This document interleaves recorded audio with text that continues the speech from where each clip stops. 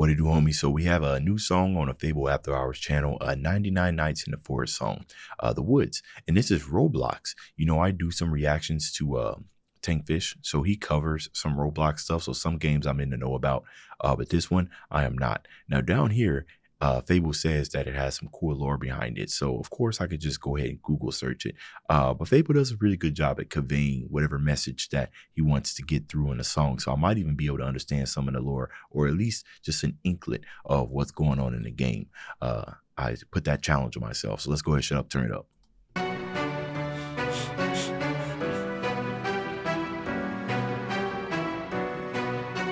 Strong strings, piano.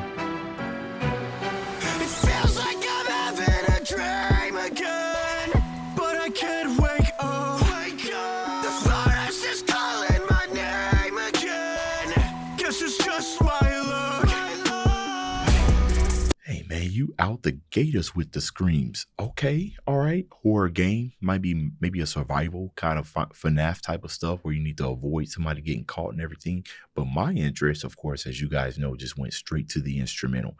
This little beep thing that he's got going on in the background, he's got it panning to the left and right. It almost sounds like a broken machine.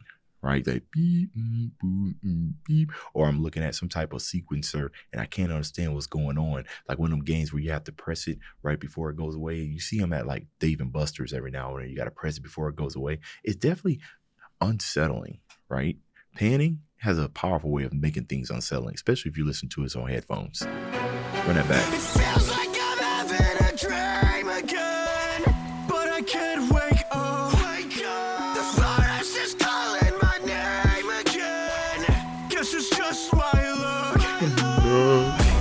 Tell me why the memories rot in trees. Tell me why my lungs forget to breathe. Tell me why my heart keeps racing every single time he's chasing. Please, mama, don't you cry. Don't cry, mama. When it's time to say goodbye, we all gotta go. You can finally close your eyes, and he won't hurt you. I know you.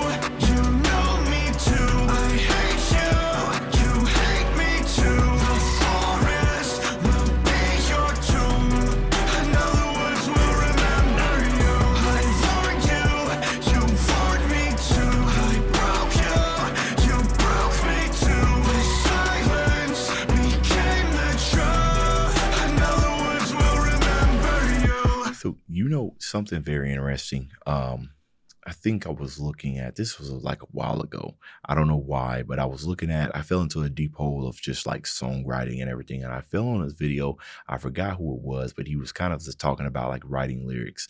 And he was kind of talking about, you know, what it was like to write to a dominant part in the music, right? In this case, he was talking about the snare. So whenever the snare hits, if you start writing your lyrics where you can have it either end on the snare or just keeping that snare in mind while you're writing to it, can sometimes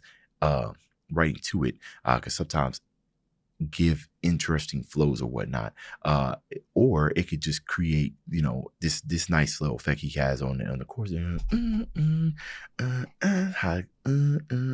you can see that it sounds like he wrote it to it because that's where the inflection of his voice is going, like and there's some secret in there. It's not really a secret, but it's like one of them hidden mysteries why themes and choruses and sometimes flows just hit so different, because the snare, especially when we're talking about a hip hop or, you know, pretty much any type of song that's in 4/4 where the snare is going to come on a 3, you expect that because you heard it so many times. So when something really emphasis on it, it makes you like it even more, you know. That beep sound that he had going on in the background, I was going to say it was a little bit more retro as well. But right here in the pre-chorus, he kind of added a little stank, a little distortion, a little retroness on that kick. I like that. It kind of sound like that dirt kick, you know, that carbonated Sprite kick. I like that. We'll remember you. What if everything you loved was all a lie? What the whispers in the forest slowly die?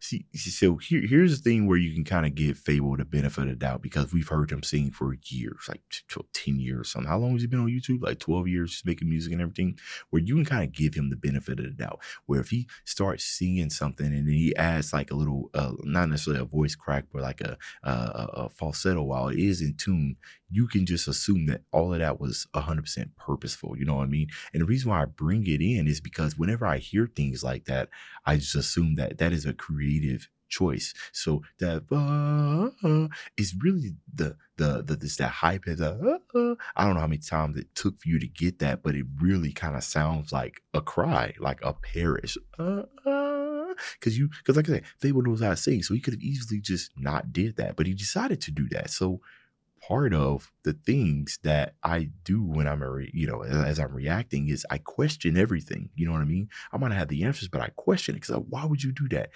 In the context of what we have here, this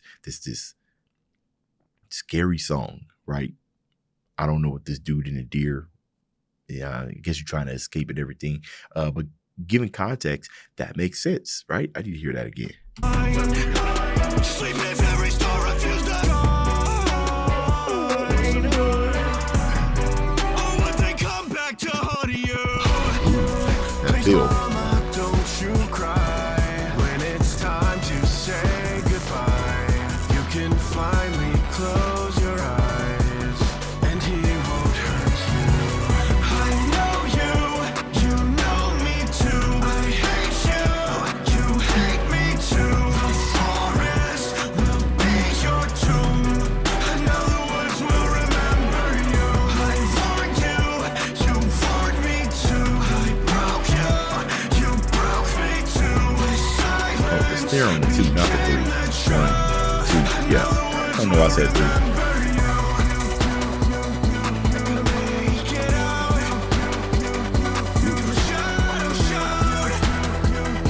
Those what you got on there, man? You eighth notes on those chords.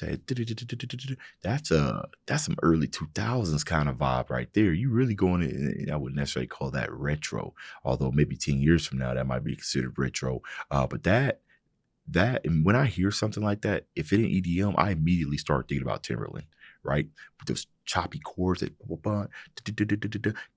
I like how you added that in there. That's nice. Movement, right? That's important when it comes to music. Just having something that's moving.